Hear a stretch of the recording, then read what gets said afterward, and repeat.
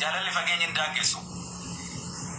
agab ture rabbiin fidee walumaan nogay mamlaka keessatti alhamdulillahi rabbil alamin itti milkaa'eera gabaabuwan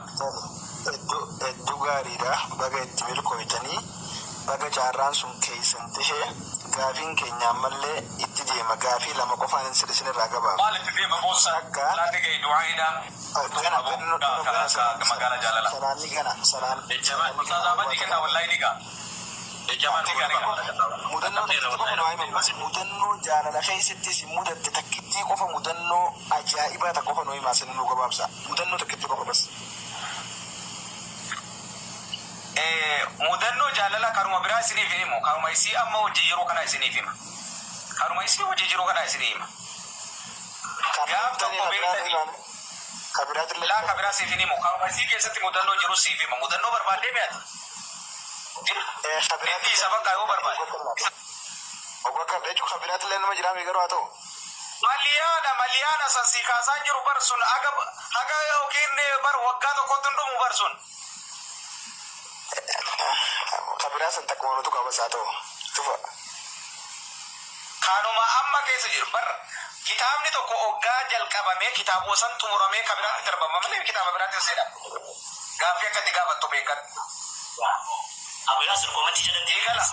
ya da barsu ko tsan da barsa lal amma wa majalala kana ke disatti sini bima wiya tokko isidu makana beitani ni ikhtibara jarti fuudan tokko beita ikhtibar telata heddun ikhtibare heddun fatanille heddun kormatille maqana mabiratin ille deme akka sheekatti illee deeme akka duuriyyatti illee deeme akka namoota garaagaraatti illee deeme isiidhuma amma na bira jirtu kana gosa garaagaraatti fatanuu ture qormaata kana dhibbatti numa najjaati maaliif dafee itti seenuun jaalala kana dafee itti seenne beekadha galaana hedduu keessa darbeetiin jaalala kana akka jaalalli akkan isii jaalladhuu kana godhee qormaata ansilaa isii ikhtibaaruu barbaade kana najja'usiiti garuu jaalala namni natti dhufe dhugaa dubbachuuf jaalala namni natti dhufe akka bultii waliin ijaarrachuutti namni maliyaan wallahi dhugaa hedduudha garuu hakka bultii dhugaa yookiin murtee akhira isii wajjin ijaarradhu kana godhe ikhtibaara an isii godhe san guutumaa guututti irratti najja'uudha maal jettan waggaa lama guutu ikhtibaare wallahi dhugumsitan dhugumsu baattanus waggaa lama guutu osoo gara bultiitti seennu akkamitti dhugumaan waan kana irra sabbartimoo na ifattimoo yookiin natti mufatteetti boo namni kun nama badaadha jetteen bilookteen irraa deemtimoo waa hedduu keessa seeneera sanuma keessa wallahi wabillah akka namni jaahilli tokko nama caalimatti dhufee nama caalima ilmii qabu akhlaaqa qabutti dhufee ogga jahili tokko dhufee itti dogoggoru san namni sheeyni beekaa tokko immoo akhlaaqa gaariidhaan kokkolfaa itti deebisu sanitti naa deebisuu turte osoo nani fanne osoo natti hin gufanne ani immoo hedduun itti jarjare beekadha hedduun itti jarjarellee marraa meeqallee bilookee ofirraa haqellee maaliif jibbeetii miti beekadhu keessi kiyya akka malee na jaallata bar akka malee na jaallata keessi kiyya akka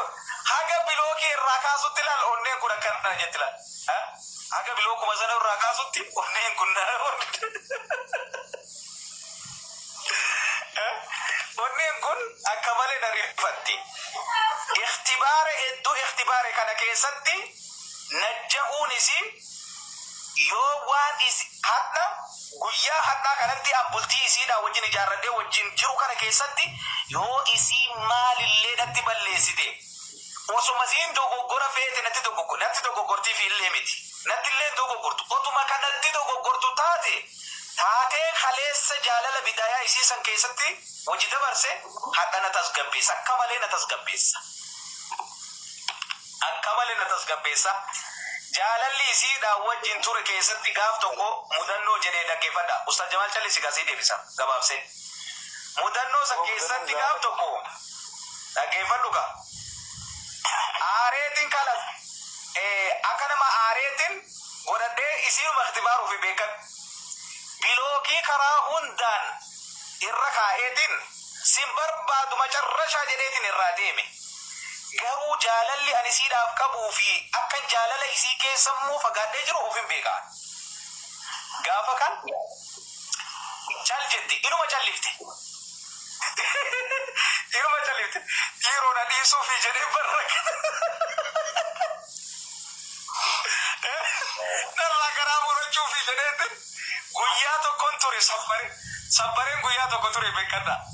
Obsee ciniinnadhee guyyaa tokko ture. Guyyaa lammaffaallee ni sabbaree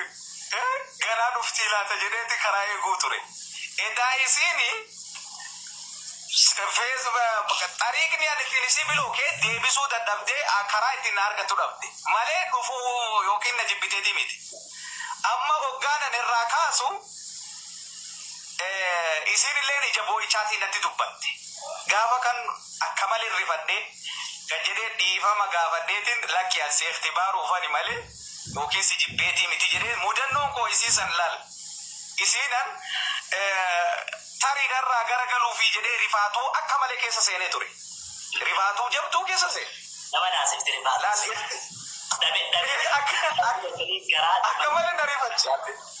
Jaalala dhugaa qabaatu wallahi jarin kun qabeedha.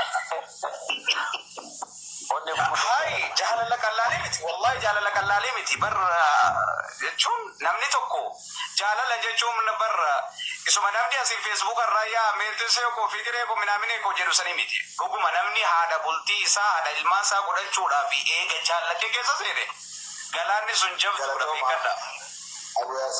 Abu Yaasir galatooma.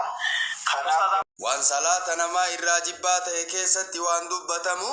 itti dubbannaa jedha baabdii har'asanii. Fi shay'in min makruuhaati salaati wahii salaata keessatti jibbamaa ta'e keessa itti dubbannaa makruuha jechaan inda usuuliyyiina warra fanni usuulaa biratti huwa maa yusaabu waan ammootiin galata argatu taariku namni waan san dhiise nama galata argatu nama rabbi biraa mindaa argatu walaa yu'aaqab kan ammootiin hin qixaaxamne faa'iluhu namni waan san dalage jedhan inda usuuliyyiina warra usuulota biratti argitanii makruuha jechuun inda usuuliyyiina warra fanni usuulaa biratti maa yusaabu taarikuhu yoo ammootiin waan san dhiise namtichi yoo galata ammootiin hin galatoonfamu taktiniini mindaa rabbi biraa argatu walaa yu'aaqab kan qixaaxamne faa'iluhu namni faa'ee waan ammootiin makruuhaata san dalage wa makruuhaatu salaati ashyaa ومكروهان صلاة وان صلاة كيست جبما تي أشياء وهي متخل بكمالها قوتن صلاة الرفتو ولا تبطلها إن بلستو غرو وجربان كتابا كنو صلاة بلستو قوتن صلاة كيتي سيجلا الرفتي yoo duraan dhibbaan argatta siin jedhan 80 natibii 80 argat takka natibii 60 argat takka natibii 70 argatta waan sababaa sandalayde guutumaan guututti dhibbaan dhabdu salaan hin baddu garuu salaan hin jirti dhibbarraa 80 argatta dhibbarraa 70 argatta dhibbarraa 60 argatta jechuudha guutinna salaata sanii hirrifti jechuudha ka wahiya kathiiratun isiin sun hedduudha dhakara almuallifu minhaa مؤلفين أبان كتابا إرادبته ما يتضمنه هذان الحديثان وأن حديثني لما كن في كيسة حمته دبته حديث لما سي دبنا هجر هيا كانوا دبتا جنن حديثني تقفادا أن عائشة رضي الله عنها عائشة رانو ديمه ربي نسرها جالته قال أن النبي صلى الله عليه وسلم قال نبي ربي دا أكنا جانجت يا أبو عائشة الجلن جنان إذا أقيمت يو إقاممته يو دابمته يو أمو للبين قدمه الصلاة صلاة فيو للبين قدمه وحضر العشاء نياني قلقلا يو كدوف تاتي حضر جتشون كني اويتين الرليو جراتي ركون قب دستين الرليو جراتي حضر العشاء جرام nyaanni laaqanni ammootiin yoo dhiyaate fabda'uu jammaraa hogaa'uu jalqabaa bilcashaa'i iraataan jalqabaa jedhan nabiin keenya alayhi salatu wassalaam. yoo salaanni iqaamamaa jiraatte wahadara alcashaa'u nyaanni laaqanaa hogaa'u nyaanni galgalaa ammoo yoo ka dhiyaatu ta'e dhiyaatu jechuun si jala taa'uu qofaan hin jedhamu. oyteen gubbaallee yoo jiraatte yoo distiin gubbaallee jiraatte dhiyaatuma jedhama. fabda'uu jalqabaa bilcashaa'i nyaata ammoo galgalaatiin hogaa'u maaliitiin laaqanaan jalqabaa. waan ibni umara nahuhu fakkima hadiisa kanaattu irraa odeeffame. hayyee salaataanillee jalqabaa ka jedhu hin jira wal dhaba hadiisni akkam goonu irra dubbanna qaba. yoo nyaanni ammoo sibira ka dhiyaatu ta'e salaataan jalqabaa ka jedhu jira. har'a ammoo nyaataan jalqabaa jechu jira. mee akkamiin larra laqaara smartii ta'e kaatamma gurra naa kenni taabtaabii laayikii koppilinkii sheerii kan itti buddiga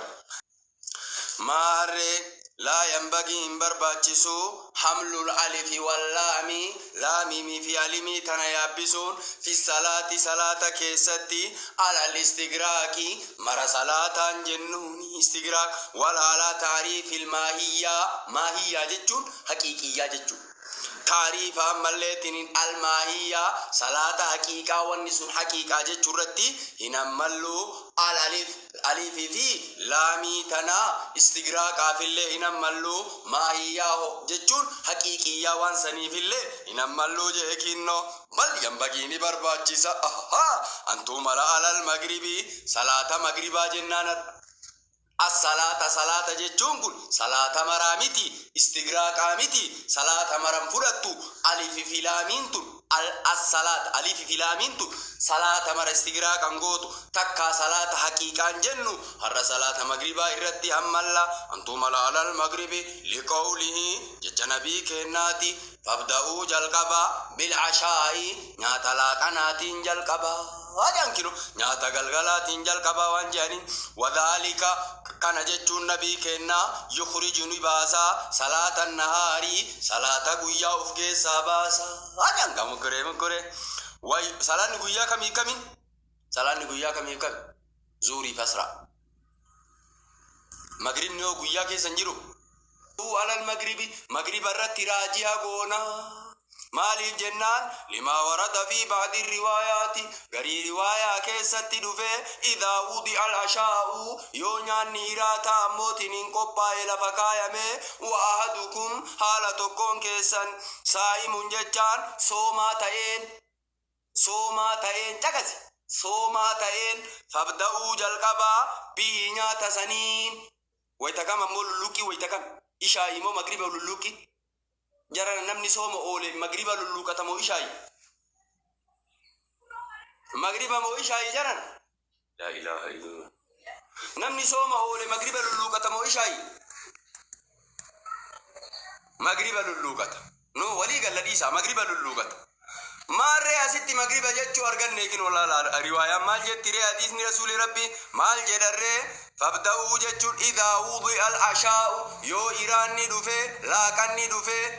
إرات التني لا كنا متمور إرات إيراني روبه ووضع العشاء إشاني وأموتين كروفته وأحدكم صائم حالتكم كيسن صوم كبون فابدأوا جلقبا بإرات سنين جلقبا قبل أن تصلوا أصول صلاة دور مغرب جتشوكا إشاين جنوكا رواية أرجن راجين مال جنره مغرب جنة